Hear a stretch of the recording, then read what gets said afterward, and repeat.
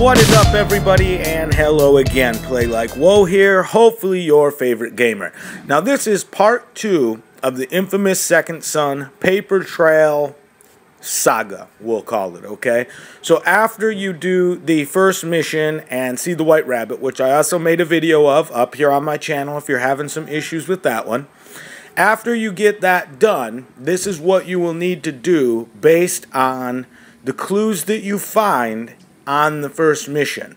So this is kind of like a very PI, detective-y, investigative work. A lot of investigative work goes on in Paper Trail. Now, the thing that I am most pumped about is obviously in-game, if Delson comes in contact with a conduit, or with another conduit, he absorbs their power. So I'm thinking maybe at some point are we going to get this paper power? I hope so, because I use neon a lot to travel. It's pretty quick, especially once you get the infinite run thing on there where it will just go and go and go. And in that first mission, I had a hard time keeping up with that paper rabbit, even with my neon. So it looks like it is very fast, faster than neon anyways, and that is the fastest power in the game so far.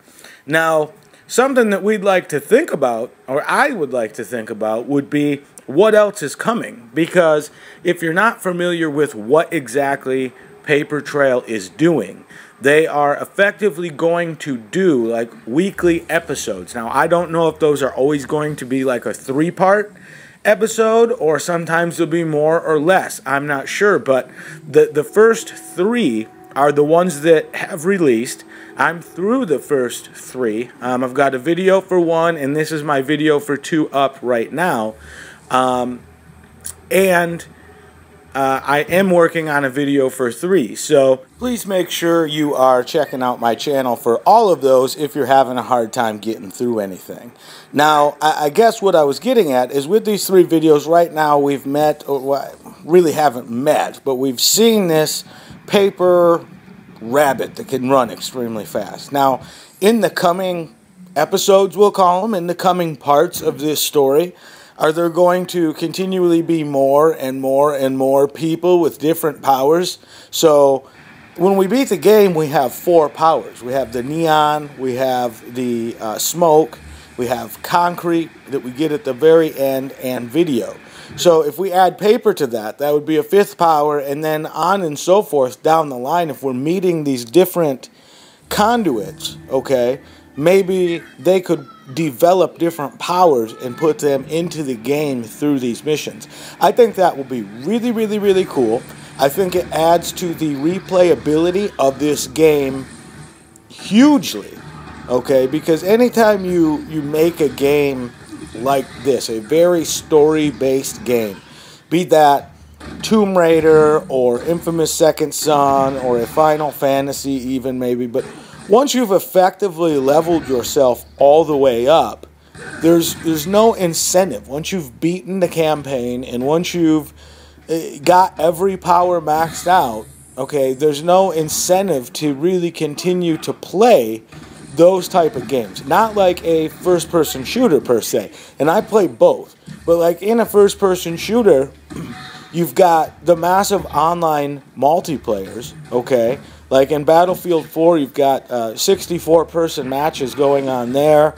Call of Duty, obviously way up there on that list, but people will play these games for hours, countless hours, and that is due to the fact that it's never the same. It's extremely repetitive. Even when you max prestige in one of those games, okay, you still have map packs. So that keeps that game extremely fresh, and it's something that you can play for a year, or at least all the way up until the next game in that brand comes out.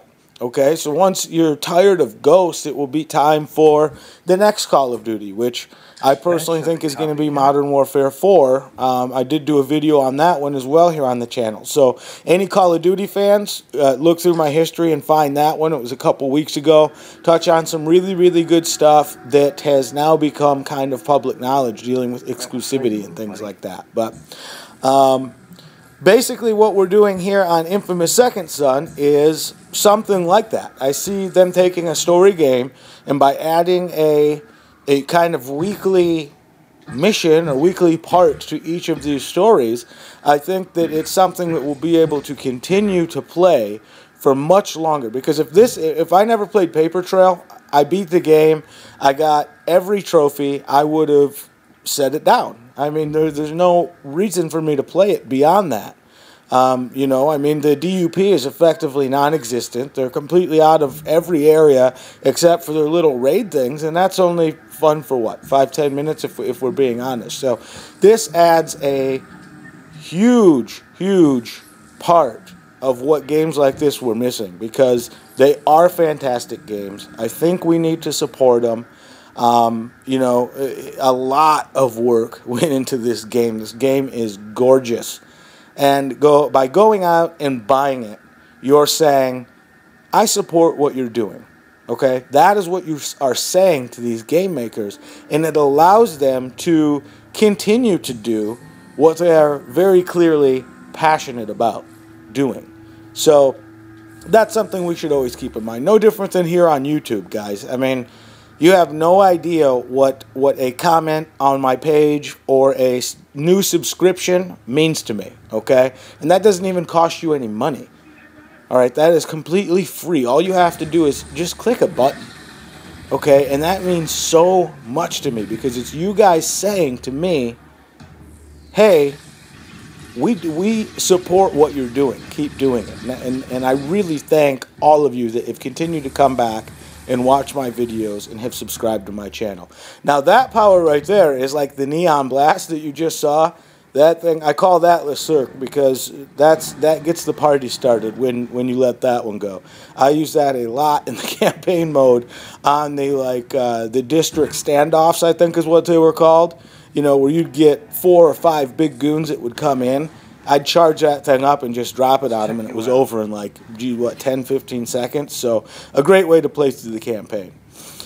But what I've done here now is I've actually found the drone, and I have found the crime scene. So all I need to do now is go ahead and make my way back to the mailbox to put the evidence that I've found to my online Paper Trail profile. So we'll just get over to the mailbox. It will link up, load that information over and in, and then tell you to go ahead and jump on like a PC, a tablet, or smartphone to check out what you've got. Now, when you get in there, you got crime scene photos, you got Killian's phone, and the tracker drone.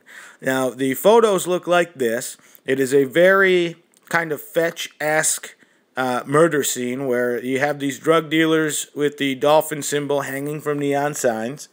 And then you've got Killian's phone, which is basically broken but has a message from Skeeter on it.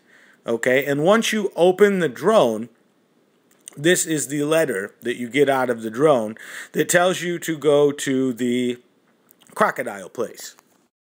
And that is where the third and final mission of Part 1 will take place. Now, like I said, I am through that. I'm getting the video put together for you guys now, and that should be up a little bit later today. So please, as always, live, love, laugh. Subscribe to my page. Help me spread the word about what I'm doing over here, and that is trying to bring you the absolute best in gaming news and how-tos. Until I see you next time, I'm PLAYlikeWHOA, and I'm out.